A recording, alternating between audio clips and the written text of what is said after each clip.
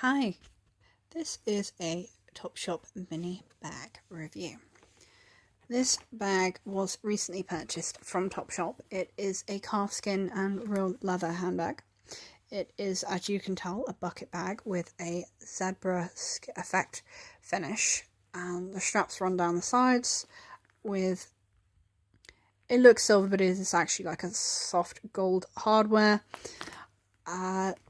Detachable straps attached to D-rings. What's really cool about this bag is, one, it's got a padded handle, so it is actually really comfortable to carry, and two, unlike a lot of bucket bags I have seen on the market, it has this little flap at the top here that closes like a drawstring bag, so that essentially A, it helps keep the structure when the bag is in use, and B, it keeps all of your stuff private.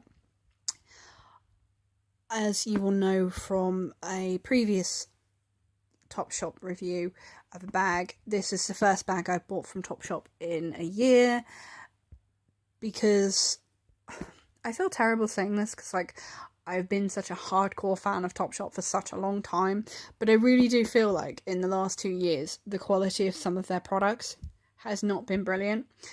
And it isn't just Topshop, there are other brands I routinely purchase from, like Office, where the rise of fast fashion means that companies are trying to keep up with stuff like Boohoo, Pretty Little Thing, Misguided, etc.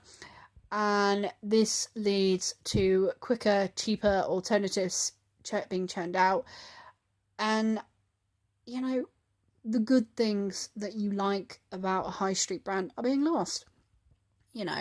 T-shirts aren't cotton, they're a mixture, so half the time they're mostly polyester. You buy leather shoes and they skimp on the finishes on soles and heels. You buy leather handbags and the finishes on them aren't that great.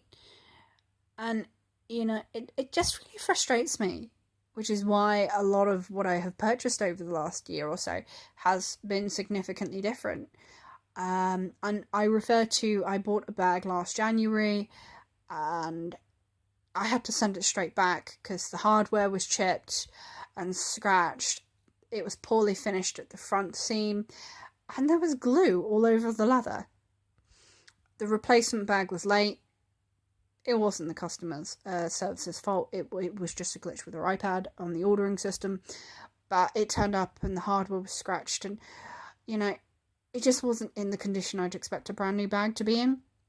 They offered to send it back, but the lady at the store said, I'm going to be honest with you, I could send this back and reorder it for you 100 times, and you're going to have the same problem every time. It's never going to be a perfect bag.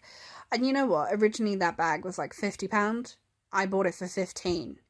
And upon using it, because at the front, it's one of those single flap style bags, and it's all leather around the edges, and all up the back, and this bit, and this bit, it's all leather, but the front bit and the pocket is material bonded. And the material was already coming, after a couple of uses, the material was already coming away. And bag frustrated me so much. I didn't use it a lot as a result of that.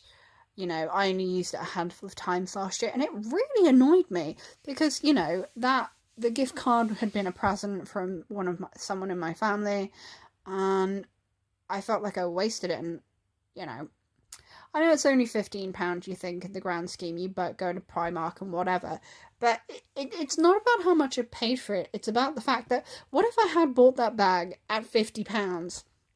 I'd have been seething at the quality.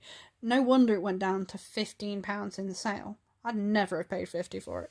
Anyway, this bag is good quality from what I have used of it so far. It's lovely. I've enjoyed it. It's a bit flexible on the shape of it, which I will say, so it probably does need a good bit of stuffing to keep its shape.